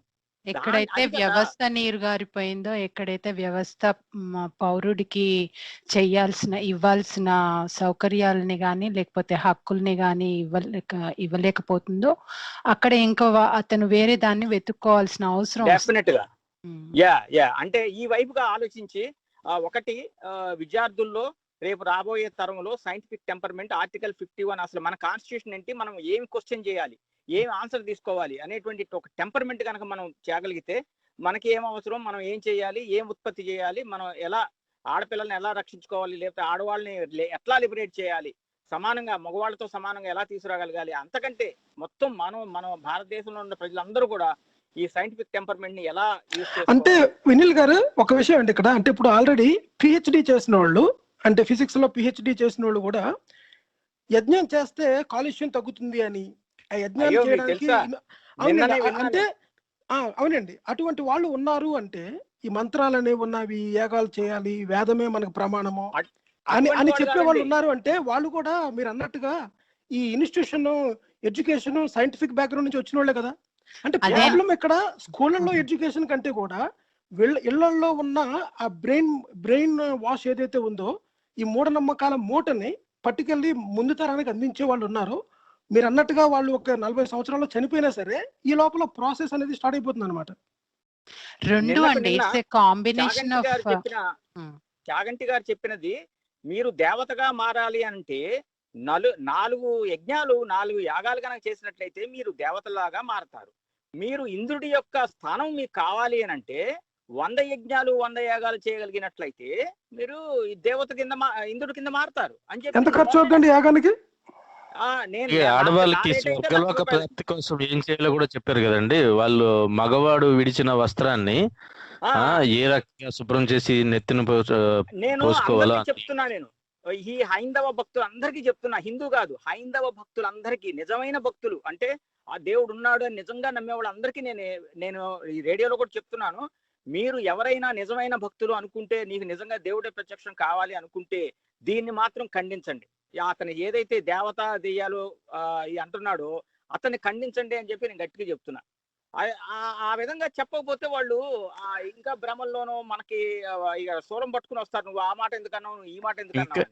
మీరు ఇంకా ఐఐటీస్ వాటిల్లో చదివిన వాళ్ళు కూడా ఈ మధ్యన కొంతమంది ఒక ప్రముఖమైనటువంటి ఆధ్యాత్మిక బాబా యొక్క శిష్యులు ఈ సోషల్ మీడియాలో కూడా వాళ్ళు ఏ రకంగా వాదిస్తారంటే, అంటే మనం క్లియర్ గా వీడియోస్ చూపించినా గానీ అతను రుద్రాక్షమాలలు పట్టుకుని చేతిలో గారడీలు చేస్తూ లేదంటే ఈ ఇడియోమోటర్ రిఫ్లెక్స్ అన్నది ఉపయోగించి మంచినీళ్ళని మంచివో కాదో తెలియటానికి నేను ఆ మాలని పట్టుకుంటే అది తిరుగుతుంది, ఇలాంటివన్నీ రబ్బిష్ ప్రమోట్ చేస్తున్న వాళ్ళకి కూడా సపోర్ట్ చేసే వాళ్ళు కూడా చాలా ఐఐటీస్ ఇలాంటి వాళ్ళు కూడా ఉంటారండి. వాళ్ళు కాదు సార్, అది నిజమైంది కాదు, అది వాళ్ళు వ్యాపారంలో దిగుతున్నారు. రేపు నేను మాట్లాడేది వ్యాపారం చేయకపోయినా ఏదో మంచి పనే చేస్తున్నాము అనుకునే వాలంటీర్లు కూడా అండి. వాళ్ళు ఏంటంటే they are literate but not educated అని నేను అంటాను. సో శాస్త్రానికి శాస్త్రీయ దృక్పథానికి తేడా తెలియకపోతే వచ్చే ప్రమాదం. అందుకనే వేరు విజ్ఞానం వేరు అండి, ఆ విజ్ఞానం వేరు మనం అంటాం కదండి, నాలెడ్జ్. ఇది పైగా ఇంకోటి ఏంటంటే ఇది కొంత ఐడెంటిటీ ఇష్యూ కూడా చేసి పడేశారండి. ఇప్పుడు ఎట్లా ఉంటుందంటే ఈ చార్లటన్స్ అంటే ఈ మోసగాళ్ళని, ఈ వ్యాపారాలని, ఈ బేకర్ గాళ్ళు ఎవరైతే షాపులు పెట్టుకుని చేస్తున్నారో వీళ్ళని సపోర్ట్ చేయకపోతే నీ మతానికి నువ్వు ద్రోహం చేసినట్టో, లేకపోతే నీ దేశానికి నువ్వు ద్రోహం చేసినట్టో, లేకపోతే నీకున్న ఒక స్పిరిచువల్ హెరిటేజ్, నీ దేశానికి ఉన్న స్పిరిచువల్ హెరిటేజ్, లేకపోతే నీ మతానికి ఉన్న స్పిరిచువల్ హెరిటేజ్ నువ్వు ద్రోహం చేస్తున్నావు అనడం ఒకటి, Yeah. అంటే ఇది ఒక ఐడెంటిటీ ఇష్యూ చేసి పారడం ఒకటి. మనం రెండోది ఒక demand ఏంటంటే చేయాలండి. వేరే రిలీజియస్ ఐడెంటిటీస్ ఉన్న వాళ్ళు లేకపోతే వేరే కాస్ట్ ఐడెంటిటీస్ ఉన్న వాళ్ళు చేస్తున్నారు కదా, వాళ్ళు చేస్తున్నప్పుడు నువ్వెందుకు చేయకూడదు అన్నది ఇంకొక ఏదో పోటీ, ఏదో గ్రూప్ కాంపిటీషన్ లాగా తయారు చేసి పెట్టడం. ఇంకొక ఫీల్ ఉందండి. ఈ రెండు చాలా పెద్ద పాయిజన్స్ అండి. ఈ అవునండి. రెండు బాగా జొప్పించగలిగితే మీరు మనుషులకి మిగతా ఏది పట్టించుకోరు ఇంకా. అవునండి. ఇంకొకటి ఉందండి. ఇంకోటి ఏంటంటే అంధకార మన యుగాల్లో అదే సాంప్రదాయం- జరిగింది, ఇప్పుడు అలా వెళ్తోంది. ఇప్పుడు ఎవరైతే ఐఐటీస్ లో చదువుకున్న వాళ్ళు, అంటే ఎవరైతే అంటే in general cream of the country, అంటే వీళ్ళకి ఇంటెలిజెన్స్ లేకపోవడం కాదు, వీళ్ళకి ఇంటెలిజెన్స్ ఉంది కాబట్టి కాలేజ్కి వెళ్ళారు. డిస్పైట్ దట్ వాళ్ళు ఇంకా ఈ ఈ సటిల్ ఎనర్జీస్ అని చెప్పి ఇట్లాంటి నాన్ సెన్స్ ని పట్టుకుని వీళ్ళు చెప్పే ఈ స్పిరిచువల్ గురూస్ చెప్పే నాన్ సెన్స్ అంతా వాళ్ళంతా చాలా బ్యాకప్ చేస్తారు. వాళ్ళు ఏంటంటే దే కాంట్, అది ఎట్లా అంటే అది ఒక ఐడెంటిటీ షేప్ అయింది వాళ్ళకి. It's very easy to understand. మీరు ఏంటండి శవాలు లేవకుండా ఉంటాయి, లేకపోతే కార్ప్సెస్ మాట్లాడకుండా ఉంటాయి, ఇలాంటి తెలుసుకోవడానికి పెద్ద పెద్ద ఏం చదివక్కర్లేదు. Conservation of energy that itself is enough. అంటేనండి ఇప్పుడు బేసిక్ గా అది పెద్ద దానికోసం అంటే పిహెచ్డి చేసేక్కర్లేదు, ఇలాంటి జరగదని శరత్ తెలియడానికి. గారు only కాదండి. critical చూస్తున్నారండి. మీరు వాళ్ళు చెప్పిన పాజిటివ్ కూడా ఉన్నాయి కదండి, మీరు అవి ఎందుకు మాట్లాడరు మరి అన్నది ఇంకో ప్రశ్న. ఇప్పుడు basic reconcile the fact that ఏంటంటే ఇలాంటి మోసాలు చేయడానికి కొంచెం మంచి పనులు కూడా చెప్పాలి కదా, ఏదో మంచి మాటలు లాగా చెప్పాలని చెప్పని. రెండు ఏంటంటే మీరు చూడండి, అంటే నాకు తెలిసిన వాళ్ళు ఉన్నారు, నా కలీగ్స్ లో ఉన్నారు. ఒక ఎగ్జాంపుల్ ఏంటంటే ఈ జగ్గి వాసుదేవ్, ఇతను వరల్డ్ ఎకనామిక్ ఫోరంకి వెళ్ళేమో హార్మనీ, మనుషులందరూ ఎక్కువ అందరూ మంచి హార్మోనీలో ఉండాలని చెప్పి చెప్తాడు అక్కడ ఆ ఫారం లో. అతను పుస్తకం రాశాడు ద మిస్టిక్ ఐ అని చెప్పని. అందులో అది ఇంకా అది హ్యారీ పాటర్ కూడా పనికిరాదండి దాని ముందు, అంత ఫ్యాంటసీ ఉంటుంది అందులో. అండ్ విషయం ఏంటంటే అవన్నీ నిజం అని చెప్తాడు అతను. అది ఏంటంటే ఇప్పుడు అతను ఒక ధ్యానలింగం అని చెప్పి గుడి కట్టాడు. ఎందుకు అక్కడ కూర్చుని అతను పూజ చేస్తున్నప్పుడు ఏదో చేస్తాడట రోజుల తరబడి. అప్పుడు అతను కథలు కొడతా. సో అతనికి ఫుడ్ కావాలి కదా, ఫుడ్ కూడా తినకూడట. సో అందుకంటే వేరే వాళ్ళు తింటారట, వేరే వాళ్ళు తింటే ఇతను కడుపు నిండుతుంది, ఇతను న్యూట్రిషన్ వైర్లెస్ న్యూట్రిషన్ ట్రాన్స్ఫర్ ఏంటంటే what kind of non sense. So విషయం ఏంటంటే ఇది విని నవ్వుకోవడానికి పెద్ద పెద్ద అంటే మామూలు మోడరేట్ యావరేజ్ లెవెల్ ఇంటెలిజెన్స్ ఉన్న వాళ్ళు ఎవరైనా సరే ఇది వింటే నవ్వుతారు. విషయం ఏంటంటే ఇది విని కూడా నవ్వకుండా అది అది అది ఒక మ్యాటర్ ఆఫ్ జోక్ అవ్వకుండా అది సీరియస్ గా తీసుకోబడుతున్నారంటే ఏంటంటే దాన్ని ఒక ఐడెంటిటీతో కలిపేయడం వల్ల కారణం అవుతుందని నాకు అనిపిస్తుంది. నిత్యానంద చెప్పే మాటలన్నీ జోకులు అని చెప్పని మీమ్స్ లో షేర్ చేస్తారు. అవే మాటలు జగ్గి వాసుదేవ్ చెప్తాడు కదా. అవునండి. నిత్యానంద వచ్చి సౌత్ ఇండియన్ బ్యాడ్ ఇంగ్లీష్ లో చెప్తాడు, జగ్గి వాసుదేవ్ కాస్త పాలిష్డ్ ఇంగ్లీష్ లో చెప్తాడు, అదే మాటలు చెప్తాడు కదా. అవును, ఇంగ్లీష్ ఇంపార్టెంట్ కాదండి, కంటెంట్ ఇంపార్టెంట్. ఆ కంటెంట్ ఏం చెప్పారు అన్నది చూసుకుంటే మీరు యాక్చువల్ గా మీకు రోడ్డు పక్కన కొంతమంది చూసారా తాయెత్తులు అమ్మేవాళ్ళు ఉంటారు తెలుసండి శరత్ గారు, మీకు తాయెత్తులు అమ్మేవాళ్ళు లేకపోతే మూలికలు అమ్మేవాళ్ళు ఉంటారు కదా. వాళ్ళు ఎటువంటి పదజాలాన్ని ఉపయోగిస్తే మనకి వాళ్ళు ఏదో అడవిలోంచి ఒక ఆటవిక జాతిలోంచి వచ్చి మనకి ఏదో అంటగడుతున్నారని ఎలా ఫీల్ అవుతారో, ఏమాత్రం ఇంటర్మీడియట్ చదువుకున్న కుర్రాళ్ళు. అలాగే మీరు ఐఐటి చేసి రిటైర్ అయిపోయిన వాళ్ళు, లేకపోతే ఐఏఎస్ఎల్ చేసి రిటైర్ అయిపోయిన వాళ్ళు, ఐపీఎస్ చేసి రిటైర్ అయిపోయిన వాళ్ళు కూడా ఇటువంటి గురువులు దగ్గరుండి గురువుల మహిమల్ని చెప్తూ, కొంతమంది చూసారనమాట ఆల్రెడీ గురువుల మహిమల్ని చెప్తూ అదే అది ఇప్పుడు ఇదివరకు లేని గురువులు ఇప్పుడు తీసుకొచ్చి చెప్తున్నారు అనమాట. దీన్ని వాళ్ళు ఎలా చూసుకుంటారంటే మన సంప్రదాయాలు, మన మతము, మనంతా కల్చర్ అంతా పాడైపోతుంది, దాన్ని ఎలాగన్నా సరే కాపాడాలి అని వాళ్ళ భుజస్కంధాల మీద వేసుకున్నట్టు ఒకటి. రెండేదేమో ఇంకో మతంతో పోటీ అనమాట. ఈ రెండు కూడా వీళ్ళని బిజినెస్ లో ఉండేలాగా చేస్తున్నాయి. అది ఒక ముఖ్య కారణం. అవునండి. పైగా ఇంకొకటి ఏంటంటే ఇప్పుడు సంస్కృతి అంటే ఏంటంటే మనుషులు పాటించేది సంస్కృతి. సంస్కృతి అంది ఎక్కడో ఉండి ఒకళ్ళు చెప్తే మనం చేసేది కాదు ఎప్పుడైనా సరే. సో ఏమవుతుందంటే ఫలానాది ఒకప్పుడు అలా చేసేవారు కాబట్టి నువ్వు ఇలా చేయాలేనో, లేకపోతే నువ్వు చేస్తున్న దానికన్నా ఈ ముందు చేస్తున్న దానిలో ఉన్న మిస్టరీలో ఎంతో గొప్పతనం ఉందనో, ఈ టైప్ సేల్స్మెన్షిప్, ఈ టైప్ కబుర్లు అనేవి బై అండ్ లార్జ్ సేల్స్మెన్షిప్ బాగుంటే వినడం కాదు కదా.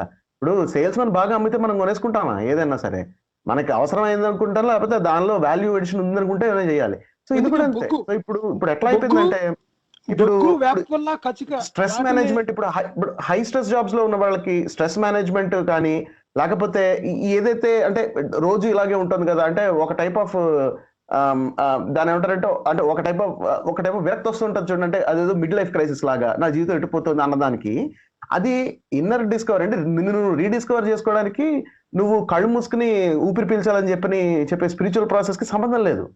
సో ఈ రీడిస్కవరీ ఆఫ్ సమ్వన్ అనేది అదొక అది ఎప్పటి నుంచో జనాలు చేస్తున్న విషయం ఏంటంటే దానికి స్పిరిచువాలిటీ అంట కట్టేసి, లేకపోతే నీ దగ్గర డబ్బులు ఉన్నాయి కదా, నా కోర్సులో ఒక $10,000 పెట్టి నా కోర్సులో జాయిన్ అయితే నీకు స్పిరిచువల్ ఎన్లైటన్మెంట్ నేను ఇస్తాను, లేకపోతే స్పిరిచువల్ ఎన్లైటన్మెంట్ దారి నీకు ఇస్తా అన్న టైప్ డీల్స్, ఆ టైప్ సేల్స్మెన్ డీల్స్ కి వెనకాల పడడం వల్ల విషయం ఏంటంటే వీళ్ళు యాక్చువల్గా డెల్యూటెడ్ అయిపోతారు.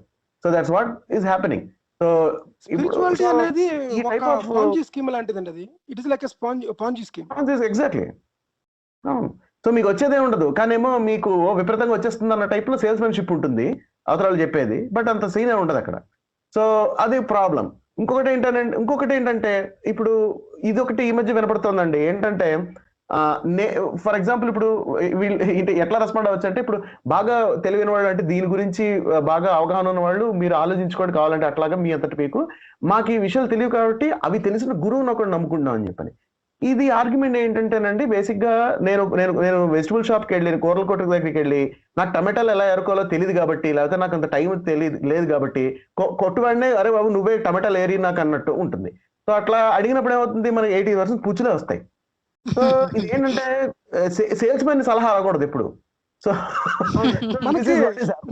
ఇదంటే బ్యాడ్ కన్స్యూమర్షిప్ అనమాట. ఇదంతా ఆఖరికి మన ఒక మంచి వినియోగదారుడుగా కూడా బిహేవ్ చేయట్లేదు ఆఖరికి. సో అది బాగుంది ఎగ్జాంపుల్ మటుకి బాగుంది. మనకి ఒకళ్ళు జాయిన్ అయ్యారండి, శ్రోత ఎవరు జాయిన్ అయ్యారు, ఇన్పుట్ తీసుకుందాం. హలో అండి, ఎవరు జాయిన్ అయ్యారు? నమస్తే అండి గోవింద్ గారు. వాళ్ళు ఎవ్వరు తెలియదు, మీరు ఒక్కళ్ళే తెలుసు నాకు వింటుంది. కానీ చెప్పండి. యా, రియల్లీ ఆసమ్ ప్రోగ్రామ్ అండి ఇది. అసలు 1 hour కాకుండా 2 hours తీసుకుంటే బాగుంటుందేమో అనిపిస్తుంది నాకు. ఎందుకంటే రియాలిటీకి దగ్గరగా మనకి ఏది అవసరం, మనకి ఏది నష్టం అనే దానికి దూరంగా ఉండమని చెప్పడంలో ఇది దీనికి ఏ పేరు కాదండి, ఒక మనిషికి కావాల్సిన కనీస బేసిక్ అవసరమేమో ఇది. అది ఒకటి నాకు అనిపిస్తుందండి మొన్న చూసిన తర్వాత. ఈ పూజలు పునస్కారాలు అనేవి ఒక టైప్ ఆఫ్, అంటే డీప్ గా వెళ్ళిపోయినప్పుడు ఒక విల్ పవర్ గా మనకంటూ పవర్ గెయిన్ చేసుకోవడానికి ఒక దీపం పెట్టి దండం పెట్టుకునేది, అది వాళ్ళ నమ్మకం. కొంచెం వాళ్ళకు ఒక నించోడానికి వెన్నుముక ఎలా అవసరమో వాళ్ళకి ఒక పవర్ లాంటిది అలా మేబీ కొంతమందికి అలా అయి ఉండొచ్చు. కానీ ఇది వైరస్ లాగా నా నమ్మకాన్ని ఇంకొకరికి రుద్దడం అనేది అది తప్పు. కరోనా వైరస్ లాంటిదే అనిపిస్తుందండి నాకు. వాళ్ళు స్పిరిచువల్ లెవెల్స్ అని అవని ఇవన్నీ నమ్ముతుంటే, నేను మొన్న చూసిన దాంట్లో ఓషో, నేను ఎప్పుడు బుక్స్ చదవనండి ఇలాంటివి. మొన్న ఎందుకు ఈ అమ్మాయి ఇలా అయింది అంటున్నారు అని చూద్దామని చూస్తే అదెవరు మహర్ బాబా. అతను చెప్పింది ఏంటంటే, నువ్వే శివుడివి, నువ్వు శివుడిగా తెలుసుకోవాలి అంటే అది అందరికీ అర్థం కాదు, నీకు మాత్రమే తెలుస్తుంది నువ్వు శివుడు అయిన తర్వాత అంటే. ఓహో, ఇందుకే ఈ అమ్మాయి ఇలా చేసినట్టుంది అనిపించిందండి. అంటే దానికి ఇంకొకటి అన్నారు మీరు, అది చదువుకు సంబంధం లేదేమో, వాళ్ళ మైండ్ సెట్ ని సెట్ చేసుకునే ఒక ప్రాసెస్ అనేది కరెక్ట్ వేలో వెళ్ళగలిగితే. ఇప్పుడు మనకి 2 ways ఉంటాయండి మనం నడుస్తున్నప్పుడు. అడ్డదారి ఒకటి ఉంటుంది, కరెక్ట్ దారి ఉంటుంది. అడ్డదారిలో త్వరగా వెళతాం, బట్ ఆ దారి అడ్డదారి దానిలో ఎవరిదన్నా ఇల్లు కట్టుకునే ప్లేస్ ఉందనుకోండి, నువ్వు వెళ్ళిన 6 months తర్వాత నీకు ఆ ఒక్క దారి తెలుస్తుంది, ఆ మధ్యలో ఇల్లు కట్టుకుంటాడు, అప్పుడు నువ్వు ఎలా వెళ్ళగలవు? అంటే అసలు దారే కాదండి అది. అంటే మీరు ఇచ్చిన ఎగ్జాంపుల్లోని అసలు అది స్పిరిచువాలిటీ అనేది, భక్తి అనేది, నమ్మకం అనేది అసలు దారే కాదు. కవిత అండి. కవిత గారితో నేను 2 points లో డిఫర్ చేస్తానండి. ఫస్ట్ది తను అన్నారు కదా, మామూలుగా మన జనరల్ పబ్లిక్ కి ఏదో ఒక ఆధారం కావాలి కాబట్టి, అంటే సెల్ఫ్ కాన్ఫిడెన్స్ ఉండదనో, లేకపోతే యాజ్ ఎ హ్యూమన్ బీయింగ్ మనకి ఏదో ఒక ఆధారం ఉండాలి, ఆ ఆధారం లేకపోతే ముందుకెళ్ళలేము కాబట్టి ఒక దీపం పెట్టుకోవడము, ఒక దేవుని ఒక సింబల్ ని పెట్టుకుని ఉంటారు అని చెప్పి. కానీ యాక్చువల్ గా అలాంటివి ఫస్ట్ స్టెప్ అండి. మీరు ఎక్కడైతే ఇప్పుడు విపరీతమైన సిచ్యుయేషన్స్ ని మనం చూస్తున్నామో, మనుషుల్ని సొంత బిడ్డల్ని, సొంత తల్లుల్ని చంపేసుకునే సిచ్యుయేషన్ వరకు రావడానికి అది మొదటి మెట్టు. ఎప్పుడైతే మనం అది నాకు ఒక ఆధారం కావాలి, నేను ముందుకెళ్ళాలంటే ఈ ఆధారమే నాకు అవసరము అనేది ఏదైతే ఉందో అదే ఫస్ట్ స్టెప్.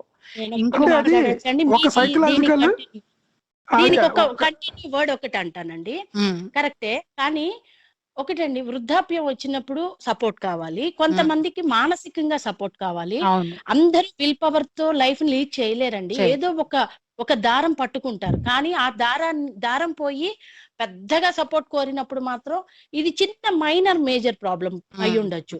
కానీ ఉమ్, ఎప్పుడైతే పీక్ లెవెల్ కి వెళ్తుందో అప్పుడు ఈ లెవెల్ పాయింట్స్ ఆఫ్ రాకుండా ఉండాలి అంటే బేసిక్ లెవెల్ అండి, మాక్సిమం చెప్తున్నా. ఉమ్, నర్సరీ క్లాసెస్ నుంచి కూడా పిల్లలకి నువ్వు ఓకే కాయ ఇలా తినాలి, కాయ ఇలా పడుతుంది, ఎందుకు పడుతుంది కాయ, కొబ్బరికాయ ఉంది, దాన్ని మనం ఎలా దాని లోపలికి వాటర్ ఎలా వెళ్ళింది, చిన్న పాయింట్స్ నుంచి మనం బేసిక్ లెవెల్ నుంచి అది నేర్పించుకుంటూ ఆల్రెడీ వస్తే చెప్తున్నారు కదండి అవన్నీ కవిత గారు. నేను ఇప్పుడు ఒకటే ఆల్రెడీ School లో చేస్తాను. అండి. 1 minute. లేదు మన ఎడ్యుకేషన్ లో గోవింద్ గారు, ఆల్రెడీ బేసిక్ సైన్స్ ఉందండి. గోవింద్ గారు, నేను అదే చెప్తున్నాను. నేను చెప్పేది ఏంటంటే, కవిత గారు మీరు చెప్పింది బాగుందండి. యాక్చువల్లీ ఎవరికి వాళ్ళు చేసుకుంటే పక్క వాళ్ళ మీద రుద్దనంత వరకు ప్రాబ్లం లేదు, కానీ ఒక పాయింట్ అన్నారు. అది యాక్చువల్లీ మన కాన్స్టిట్యూషన్ కూడా మనకి ఇచ్చింది. మనకి మనది ఒకటే కాదు, వేరే వాళ్ళకి చెప్పుకునే రైట్ కూడా ఫ్రీడమ్ ఆఫ్ స్పీచ్ కింద ఇచ్చిందండి. కాకపోతే ఇంకో ప్రాబ్లం ఏంటంటే అండి, మీరు చెప్పింది ఓకే. నేను ఏమంటానంటే, నేనైతే ఎలా చూస్తున్నానంటే, మీరు సపోర్ట్ సిస్టమ్ అన్నారు, దానికి ఆల్టర్నేటివ్స్ లేవా ఉన్నాయా అన్నది కూడా వేరే డిస్కషన్. కాకపోతే ఎక్కడ మొదలైంది, ఇప్పుడు ఎక్కడ మొదలవుతుందంటే, దీపం దగ్గర, చిన్న దేవుడి దగ్గర, ఆత్మబలం ఆత్మధైర్యం దగ్గర అనుకున్నది వెంటనే మీరు అది నమ్మితే మనం పాపం పుణ్యం నమ్మాలి, తర్వాత స్వర్గం నరకం, తర్వాత గత జన్మ కర్మ, ఒక పునర్జన్మ, పక్క జన్మ, మోక్షము, వాస్తు, రంగురాళ్ళు, జ్యోతిష్యము, జాతకాలు, భూత వైద్యాలు, పెళ్ళిళ్ళు, దిష్టి గుమ్మడికాయలు, నిమ్మకాయలు, మిర్చి, పసుపు, కుంకుమ, ముహూర్తం, దుర్ముహూర్తం, దిష్టి, అదృష్టం, దురదృష్టం, యజ్ఞాలు, యాగాలు, హోమాలు, బలులు, క్రతువులు, మొక్కులు, డూమ్స్డే ప్రిడిక్షన్స్, కాన్స్పిరసీ థియరీస్, బాబాయ్. ఏదో ఇవన్నీ ఎక్కడ ఆగుతామండి? ఎక్కడ ఆగుతామండి? నేను చెప్పిన మొన్న పాయింట్ అవును. ఏంటంటే, ఒక్కసారి మనం నమ్మటం మొదలు పెట్టిన తర్వాత ఎక్కడ ఆగుతాము? ఎవరు గీస్తారు, ఎవరు చెప్తారు? ఇప్పుడు అతను నమ్మింది ఇప్పుడు నేను టెంకాయ కొడతాను అంటానండి, నా నమ్మకం అనుకోండి. అతను మనిషిని బలిచ్చాడు, అది అతను నమ్మకమే అంటాం. సో ఆవిడ అంటోంది కదా డైరెక్ట్ గా, మీరు ఒక్క రోజు డైరెక్ట్ ఆగండి, గా నా పిల్లలు వస్తారు, మీరు రాకండి, మీరు వచ్చి వాళ్ళు ఎంత చిన్నదైనా పెద్దదైనా ఇంకొకటి కాదండి, సినిమాలో దాన్ని నమ్మే అది ఎక్కడికైనా యాగం చేస్తే చూడండి, యాగం చేస్తే వర్షం పడుతుంది అనడానికిను, ఈ ఫలానా ఇదేదో ఈ రిచువల్ చేస్తే చచ్చిపోయినాడు తిరిగి వస్తాడు అనడానికి బై అండ్ లార్జ్ ఫండమెంటల్ గా ఇన్ టర్మ్స్ ఆఫ్ నాలెడ్జ్ తేడా ఏం లేదండి. జస్ట్ ఏంటంటే Equal అండి. వరుణయాగం అనేది యాక్సెప్టెడ్ ఇన్ సొసైటీ, రెండోది యాక్సెప్టెడ్ కాదు సొసైటీలో. హత్యలు చేయడం నేరం కాదు. ఫిజిక్స్ లో పిహెచ్డి, ఫిజిక్స్ లో వీళ్ళందరూ- పిహెచ్డి చేసిన వాళ్ళే యాగాలు యజ్ఞాలు చేస్తే కాలుష్యం తగ్గుతుంది, వర్షాలు పడతాయని నమ్మే వాళ్ళు ఉన్నారండి. So, దగ్గరుండి what is చేస్తున్నారు కూడా lacking యూట్యూబ్ లో. is నేను not ఒక the 2 science వర్డ్స్ or చెప్పేసి scientific వెళ్ళిపోనండి, fiction. వింటూ ఉంటాను. ఒక 2 వర్డ్స్ Yeah, yeah. చెప్తానండి. దీనికి ఏం లేదండి, వీక్లీ ట్వైస్ అనేది ఇక్కడ మనకి ఇండియాలో ఆ లెవెల్లో లేదండి. స్కూల్ లెవెల్ నుంచి కూడా ఇలాంటి సైక్రియాట్రిస్ట్ అనే ప్రాబ్లం రాకుండా అసలు మానవీయంగా ఎలా బతకాలి అనేది క్లాసెస్ వేజ్ గా తీసుకుని జనరల్ వేజ్ లో చెప్పడం. రెండోదండి, ఈ తర్పణాలని వదలడం నీళ్ళల్లో, అసలు ఎవరికి రైట్స్ లేవండి నీళ్ళని పొల్యూట్ చేయడం అనేది. ఇలాంటి వాటిని మైకులు, అసలు ఇలాంటి ఎప్పుడైతే మనకి వాటిని స్టాప్ చేస్తామో కొంచెమన్నా జ్ఞానం అనేది పెరుగుతుంది అనేది అభిప్రాయం. అవన్నీ ఉన్నాయి, అవన్నీ మనం డిస్కస్ చేద్దాం. యాక్చువల్ గా ఈ రోజు Thank you ఒకటే అండి. అనుకున్నాం, looks like it's going to be another at least 2 episodes అయ్యేలా Yeah. ఉందండి. So we will continue Thank in you. The next episodes అండి. యా, థ్యాంక్ యూ అండి Thank ఫర్ you అండి. Calling. Thank you Bye Kavitha అండి. Garu. Thank you అండి, bye అండి. మన time అయిపోయినట్టుందండి, చివరికి వచ్చేసాము. యాక్చువల్ గా ఒక్క పాయింట్ టచ్ చెప్పండి. చేస్తానండి. కవిత గారు ఆల్మోస్ట్ టచ్ చేశారు, మా తర్వాత అది వేరే సైడ్. ఆవిడ అన్నారు కదా పిల్లలకి నేర్పించాలండి అని, అది చాలా ఇంపార్టెంట్. కానీ ఏం నేర్పించాలి అంటే ప్రశ్న ఎలా వెయ్యాలి అనేది కూడా నేర్పించాలండి. ప్రశ్నించడం ఒకటే కాదు, ఎలాంటి ప్రశ్నలు వేయడం. మనకి ఇక్కడ యుఎస్ లో అండి గోవింద్ గారు, మీకు తెలిసే ఉంటుంది, మన కరిక్యులంలో ఆన్సర్ ఇంపార్టెంట్ కాదు, ఎలా how do you question that, దాన్ని అనలైజ్ చేస్తారు చూడండి, ద వే ఆఫ్ క్వశ్చనింగ్ ని కూడా. ఐ థింక్ అది మన కరికులంలో it should be a part of curriculum, not only part of curriculum, మన ఇంట్లో కూడా పిల్లలు ఎప్పుడైనా చిన్న చిన్న ప్రశ్నలు అడుగుతుంటే వాటిని ఆపేసి ఇది ఇంతే ఇలాగే ఉంటుంది అనే అలాంటి మాటలు ఆపేసి, వాళ్ళకి తెలియకపోతే కనీసం వాళ్ళు తెలుసుకునే రిసోర్సెస్ అయినా ప్రొవైడ్ చేయాలి. I think these 2 things should happen అండి. ఎలాంటి క్వశ్చన్స్ వేయాలి, ఆ క్వశ్చన్స్ కి ఆన్సర్స్ ని వెతుక్కునే రిసోర్సెస్ ని ప్రొవైడ్ చేయడం, ఇవి 2 కనుక మనం చేయగలిగితే కొంతైనా మార్పు ఉంటుంది. షూర్, తప్పకుండా. థ్యాంక్ యూ వెరీ మచ్ అండి. అంటే యాక్చువల్గా 2 ఫేసెస్ ఉంటాయండి. ఒకటి పబ్లిక్ ఫేస్, రెండేమో ఇంటర్నల్ గా మనం ఎలా బిహేవ్ చేస్తాం అన్నది. పబ్లిక్ లోకి వచ్చినప్పుడు ప్రతి వాళ్ళు కూడా హేతువాదంగా మాట్లాడము, సైన్స్ ని అప్లై చేయడము, ఇది పెద్ద నమ్మకం, చిన్న నమ్మకం అని చేస్తుంటాము. కానీ పర్సనల్ లెవెల్కి వెళ్ళినప్పుడు ఎవరికి వాళ్ళు వాళ్ళ నమ్మకాలని ఏదో పోతుంది అన్న, ఏదో కోల్పోతున్నాము అనే భావంతో ముందు తరాలకి కొంత నమ్మకాన్ని అట్టే పెట్టుకోవడం అన్నది జరుగుతుంది అనమాట. యాక్చువల్గా ఆ బిహేవియర్ లో చేంజ్ రావాలి. ఓకేనండి, థ్యాంక్ యూ అండి. మనం నెక్స్ట్ ఎపిసోడ్స్ లో కంటిన్యూ చేద్దాం. థ్యాంక్ యూ శరత్ గారు, ప్రసాద్ గారు అండ్ జ్యోత్స్న గారు. బాయ్ అండి. బాయ్. థ్యాంక్ యూ అండి. ఓకే అండి, బాయ్.